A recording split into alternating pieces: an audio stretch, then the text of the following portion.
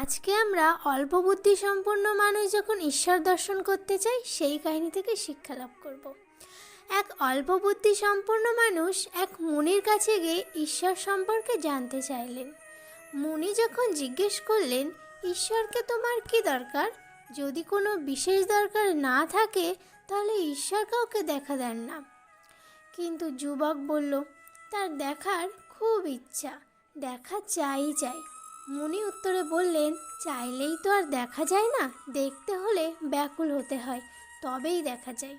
তখন যুবকটি বললেন, আমি অনেক ব্যাকুল হয়েও কোনো লাভ দেখিনি, আর কোনো ইঙ্গিতও পাইনি। তিনি কোথায় থাকেন? মুনি বললেন, ভগবান তো সর্বভূতেই বিরাজমান। তোমার দেখার মতো চোখ এখনও জেগে ওঠেনি।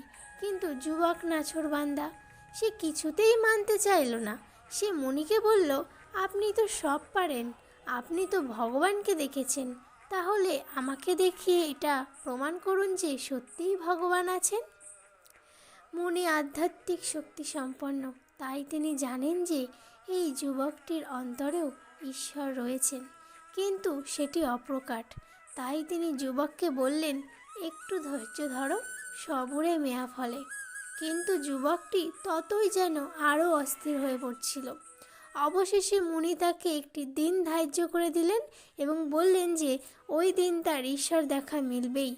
যথারীতি ঠিক সময়ে সেই যুবকটি তার সেই মুনির সাথে সাক্ষাৎ করল এবং মুনি তাকে বললেন, আমি স্থির করেছি যে স্থলে থেকে জলেই তোমার ভগবান দর্শন খুব সহজ হবে। তাই চলো, তোমাকে আমি আজকে জলে ঈশ্বর দর্শন করাবো। এবং এই শুনে সেই যুবকটি খুব আনন্দ করতে লাগলো যে আজ ঈশ্বর দর্শন হবে। এই বলে তিনি যুবককে নিয়ে জলের মধ্যে গেলেন। গলা জলে দাঁড়িয়ে তিনি যুবককে বললেন, এইবার এই জলে ডুব দাও, আর দেরি নয়, এক্ষুনি তোমার ঈশ্বর দর্শন হবে। তখনই যুবকটি সেই জলে ডুব দেয় এবং সেই মুনি তার ঘাটটি জলের মধ্যেই চেপে রাখে। যুবকের প্রাণ প্রায় যায় অবস্থা। তখন মুনি তার ঘাড় থেকে হাতটি সরান, আর সেই মুনি তখন সেই যুবককে বলেন, ঈশ্বরকে কেমন দেখলে? তখন সেই যুবক বললেন, আমার তো প্রাণ যায় অবস্থা, আমি তো ঈশ্বরকে দর্শনই করতে পারলাম না। তখন মুনি তাকে স্নেহের বশত বোঝালেন, হে বৎস, তোমার হৃদয় যখন পূর্ণ পবিত্র হবে এবং সাধনায় মগ্ন হবে আর ভগবানের জন্য প্রাণ যায় অবস্থা হবে, ঠিক যেমন তোমার জলের ভিতর হয়েছিল, তখনই তুমি বুঝবে যে তোমার ঈশ্বর দর্শনের সময় হয়েছে এবং সকল যুক্তি তর্ক তখন এমনিতেই দূর হয়ে যাবে।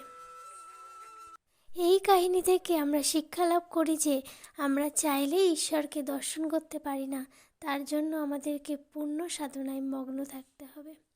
তাহলে দেখা হবে পরের ভিডিওয়। ভালো লাগলে অবশ্যই একটি লাইক, কমেন্ট আর শেয়ার। রাধে রাধে।